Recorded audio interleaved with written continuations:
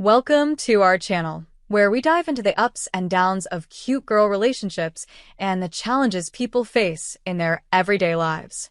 Today, we're starting with a story that hits close to home. I hate my mother-in-law.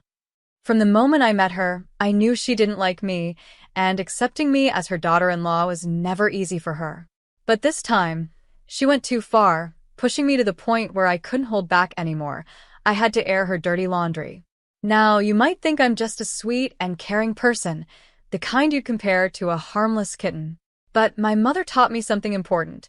When people are mean for no reason, you need to stand up for yourself, even if it means fighting dirty.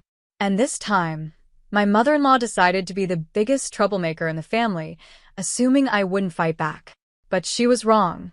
My husband works in the film industry as part of the technical staff, which means he travels all over the world for various shoots. One of the perks of his job is that sometimes he invites me or the whole family to join him on these trips, giving us the chance to go sightseeing. This month, we had a trip to New Caledonia planned, a trip that had been on the calendar for a while. Everything was set, and my mother-in-law and I even made it to the airport on time, which was a small miracle considering the traffic. We unloaded all our bags at the airport, and I carefully counted to make sure we hadn't forgotten anything. Feeling confident that everything was in order, we headed inside. My mother-in-law asked me to drop off our luggage at the baggage counter, so I separated my hand luggage from the checked-in bags and asked her to do the same. Then I told her to go ahead with the security check while I finished up with the luggage drop-off. After completing the luggage drop-off, I went through the security check myself and started looking for my mother-in-law. I spotted her from a distance, and she seemed to be searching for something. When I approached her, she told me that one of her handbags was missing, the one that contained her diabetes medication. She insisted that she couldn't leave without it. I told her to take a deep breath and try to remember she might have accidentally left the bag with the rest of the luggage. She seemed flustered and couldn't recall, so she asked me to check if it was there. Dutifully, I went back to the baggage counter and asked the attendant if any luggage had been left behind or if one of our bags had gone overweight, since one was missing. Unfortunately, the attendant said everything was in order and there were no unmarked or extra bags. Feeling dejected, I headed back to my mother-in-law, but before I could go through the security check again, airport security stopped me and asked me to follow them. Confused, I asked what was going on, but they insisted that everything would be explained once I came with them. They led me to a private holding area where they informed me that a woman had reported me. Apparently, she overheard me using the words gun and drugs, and she feared I might be a terrorist. They said they needed to ensure I wasn't hiding anything. I was absolutely furious. I hadn't made any such comments. I barely had time to check in before our flight. Then, a chilling thought crossed my mind. My mother-in-law. It suddenly hit me that she might be behind this. I told the officers I would fully cooperate with their investigation, confident that they would find nothing. After an exhausting 18 of questioning and searching, I was finally cleared. Once the ordeal was over, I showed the officer who had mentioned the woman's report a picture of my mother-in-law and asked if she was the one who reported me. When he confirmed it was her, a wave of rage surged through me. I walked out of there fuming with anger. This was the last straw. I had tolerated her slanders and toxic behavior for too long because I rarely saw her, but this time, she had gone too far. I couldn't just sit back and let her get away with it. It was time to teach her a lesson she would never forget. My first move was to expose her in her precious suburban neighborhood. She loved to show off and pretend she was something she wasn't, and I knew just how to shatter that illusion. I had been to few of the neighborhood parties when visiting with my husband, so I knew exactly how they all tried to outdo each other. My mother-in-law was no different, often passing off cheap bakery treats as creations from a famous chef. I decided it was time to reveal the truth and expose all her secrets. When I invited everyone over, I decided it was time to expose the truth. I revealed where the so-called gourmet sweets actually came from, a local bakery, not the high-end pâtisserie my mother-in-law had bragged about. I didn't stop there. I also exposed her imported English vase, which she claimed was a rare find from Australia, but was actually a mass-produced item available on Etsy. Watching her lies unravel and her reputation crumble in front of her friends brought me a sense of satisfaction. But I wasn't done yet. I had one more card to play. Since I was already at her house, I decided to wait for my father-in-law to return home. When he arrived, he was surprised to see me, knowing I was supposed to catch a flight back to Portland that day. He asked why I hadn't left, and I told him there was something important he needed to know. I shared with him that I had recently learned about my mother-in-law's affair with one of the assistant directors during our trip to the Bahamas. I explained that my husband had told me about it after hearing it from one of the set staff, who had caught them together in the prop room. My husband had wanted to keep it a secret, not wanting to be the one to cause trouble in their marriage. But after everything my mother-in-law had put me through, especially at the airport, I felt no such obligation. I wanted her to suffer the consequences of her actions. So, I laid everything out in front of my father-in-law, leaving nothing unsaid. The next day, I left her house, confident that her pretentious little life was about to fall apart. Despite the satisfaction of exposing her lies, I couldn't shake a nagging feeling that I might have gone too far. In my anger, I may have hurt my husband by revealing the truth about his mother's affair. I regretted that part a little, and I couldn't help but wonder, was I being the a-hole here? A week passed, and I found out that my mother-in-law had returned home. Before she did, though, she had already tried to stir up trouble. She told my husband that I hadn't gone to New Caledonia because I was tired of traveling all the time just to spend a few days with him. She claimed I didn't think it was worth the effort anymore.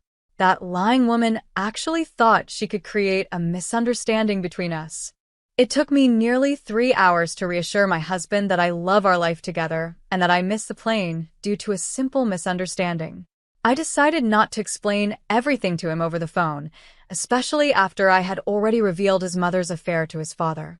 I knew that once she arrived home, she would find the mess waiting for her, and I was eagerly anticipating the call I was sure to receive once she did. Now, I'm just waiting for that moment, and when it happens, I'll be ready to update her on what I've done. I finally got to see her reaction, and let me tell you, I did not expect my mother-in-law to show up at my house unannounced. When she did, I was both surprised and a bit relieved, because it meant I could witness firsthand the fury on her face as she grappled with the chaos that her life had become. The look of sheer anger she gave me when I politely invited her in was all the satisfaction I needed. The moment she stepped inside, she exploded with rage. She screamed at me, calling me all sorts of names, and told me that I had no right to do what I did. She said I was a jerk and that karma would surely come back to bite me. According to her, I should be ashamed of causing strife in the family. She even went as far as to say that I didn't deserve her son, claiming she had known all along that sooner or later I would show my true colors. I could see she was on the verge of slapping me, but somehow, she held herself back. Her outburst reignited all the anger I had been suppressing for so long. I couldn't hold back any longer and told her that she was lucky I only exposed her secrets. If I had really wanted to get back at her, I could have pressed charges for the false accusations she made against me at the airport. After that, I told her to get out of my house. But instead of feeling better, I felt worse. It's been 3 months since that confrontation, and a lot has happened since then. My mother-in-law has been fighting nonstop with my father-in-law ever since I exposed her affair. Initially, I thought it was a one-time thing, but it turns out she was still seeing that person, and she eventually confessed this to my father-in-law. Once he found out, he kicked her out of the house, and she's been living with her sister ever since. 2 weeks, I went to talk to my father-in-law because the guilt was eating me up. I felt responsible for the fights between them, but he assured me I had nothing to feel guilty about. He told me this wasn't the first time something like this had happened, but it was definitely the last. They are now separated, and he has no intention of getting back together with her. I'm left feeling conflicted about everything. They still haven't told my husband about the separation, and they've asked me to keep it a secret until he returns home. My father-in-law wants to be the one to break the news to him in person. I'm just waiting for the right time, but it's hard to know how to feel about all of this. I know my in-laws had been lying to my husband for a while, pretending they had worked things out between them. It made me feel like I was caught in the middle, like an unfaithful wife, even though I never wanted any of this to happen. Finally, my husband came home last week, and 5 days ago, he met with my father-in-law. That's when he found out about his parents' separation. To my surprise, he was pretty understanding about it. But when he learned that I was the one who had triggered this whole mess, he was understandably upset. He asked me why I had done all of this, and I explained everything starting from what happened at the airport to all the things that had happened before then. I apologized to him, telling him that I already felt guilty about my actions. I never intended for things to escalate this far. Thankfully, my husband understood the situation and said that this was bound to come out eventually. We're not completely okay yet, but I'm hopeful that, with time, we'll be fine. Now, looking back, I realized that while my mother-in-law was certainly out of line, my actions were also harsh. I agree with those who think what I did was wrong. By trying to take her down, I ended up hurting my father-in-law and betraying the trust my husband had in me when he confided about the affair. That's not something I'm proud of, and it definitely makes me look like the bad guy in this situation. I have to admit, both my mother-in-law and I acted immaturely, like we were in some kind of middle school drama. Instead of communicating and resolving our issues like adults, we both made choices that led to this entire mess. It's clear that we both share the blame, and honestly, we deserve the fallout that came from it. On a different note, I also wanted to share something else that's been weighing on my mind. I'm a 21-year-old female, and I have a 25-year-old cousin who got engaged about 5 months ago. While preparing for the wedding, my cousin mentioned she wanted to wear a diamond necklace to match her reception gown. My aunt then asked if I could let her borrow the diamond necklace that I inherited from my great-grandmother after her passing. Everyone in my family knows how much that necklace means to me. It's the last thing I have from my great-grandmother, and it's incredibly special. So, I flat out refused and told them that the necklace is very delicate and I didn't want to share it. I even offered to let her use another necklace that I got from my grandfather, but she insisted on having that specific one. I had to be firm and strictly forbade anyone from touching that necklace. As much as I wanted to be accommodating, I couldn't risk something happening to the last piece I have from my great-grandmother. I thought I had made it very clear that the necklace was off limits, but on the day of the reception, I noticed my cousin wearing the exact same necklace. I was furious, but I chose not to make a scene. It was her wedding, after all, and I didn't want to ruin it for her. When I asked my mother about it, she told me that my father had tried to stop my cousin from borrowing the necklace, but she kept pestering him until he finally gave in. Even though I was angry, I couldn't really blame my dad. My cousin can be incredibly persistent and difficult to deal with. After the reception ended and the party started, I quietly took back my necklace and left the venue without saying a word. The next day, after everyone had sobered up, I received a call from my cousin, who was crying and accusing me of stealing her jewelry. Her husband got on the phone and even threatened to press charges. I calmly explained to him that the necklace rightfully belonged to me and that my cousin had borrowed it without my permission. He didn't believe me and called me a liar, insisting that I was the one who had borrowed her jewelry. At that point, my mother, who had been listening to the whole conversation, had had enough and ended the call. Later, some of my relatives criticized me for taking back the necklace without saying anything and even called me an a-hole for not sharing it from the start, claiming that it didn't really belong to me. I might have been seen as an a-hole for not sharing, but I can't understand what I did wrong by reclaiming what was mine. The necklace was always mine, and I didn't think it was wrong to take it back after it was borrowed without my consent. Now, I'm left wondering how to address the situation with my dad. I've never had to confront him before, and I'm unsure how to go about it. Should I ask him to give me the key to the safe where my jewelry is kept, or should I just ask him not to give away my things without asking me first? My dad has apologized, but he's still hesitant about letting me have control over the safe for my jewelry. My aunt eventually called and asked them not to press charges, so now I'm just waiting to see how things turn out. As for me, I'm not sure if I'm in the wrong here. Some people might think I could have handled it differently, but I believe that taking back what was rightfully mine was the right thing to do. I know you're young, but it's important to start securing anything valuable from now on. No one else should have access to your personal belongings. Your father shouldn't have handed over your necklace to your cousin, especially without telling you. It's time to invest in a small safe where you can keep your valuables safe and secure. It's too easy for someone to borrow something like that and never return it. Since you're 20, getting your own safe and moving everything important into it is a wise decision. Your property is yours, and your father shouldn't have been the one to give it away, even to family. You should also consider asking your father to call your cousin and her husband to make it clear that any attempt to press charges will be met with legal action, such as a cease and desist order. It sounds like your cousin may have been envious of your necklace all along and used her wedding as an excuse to take something she felt more entitled to than you. She's 7 years older, so she might have some feelings about it, but that doesn't justify what she did.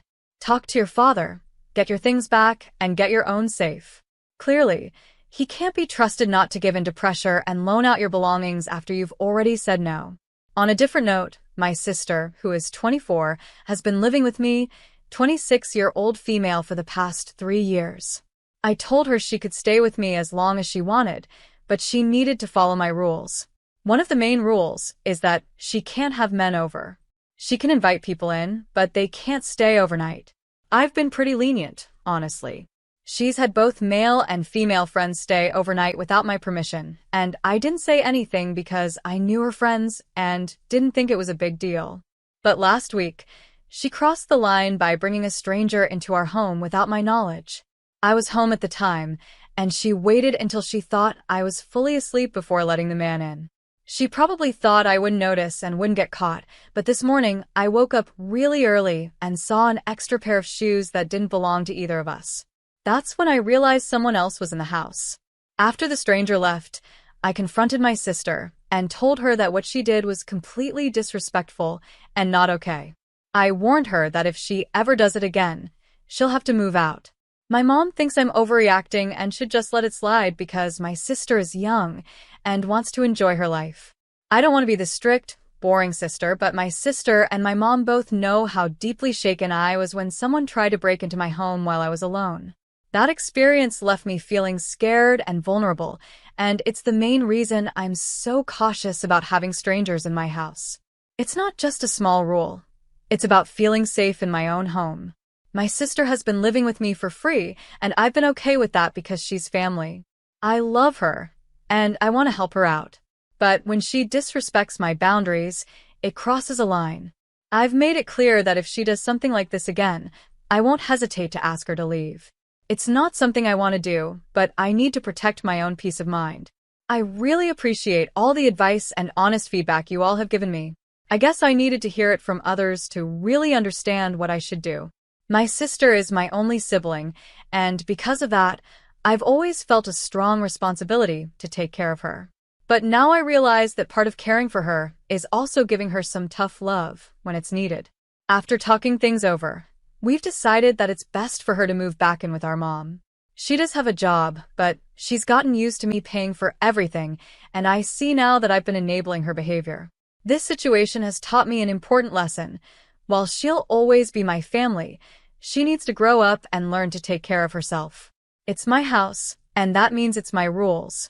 Sure, my sister is an adult, and she's entitled to have guests over. But it's just basic courtesy to let the other people in the house know when someone is coming over, especially when it's a stranger. Bringing strangers into our home without telling me isn't just inconsiderate, it's also unsafe.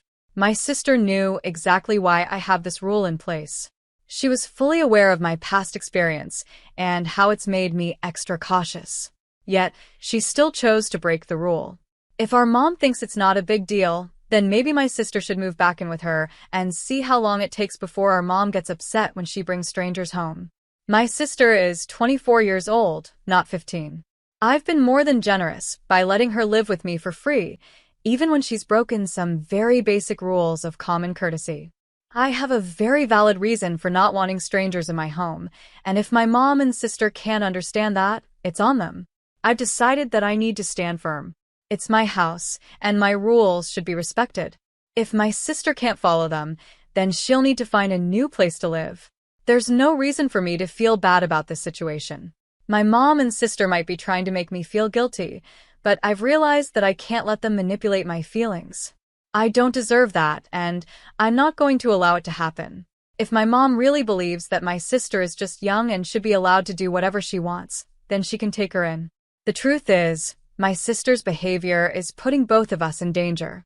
We're 3 women living alone, and it's just not smart or safe to bring a strange man into our home, especially without my knowledge.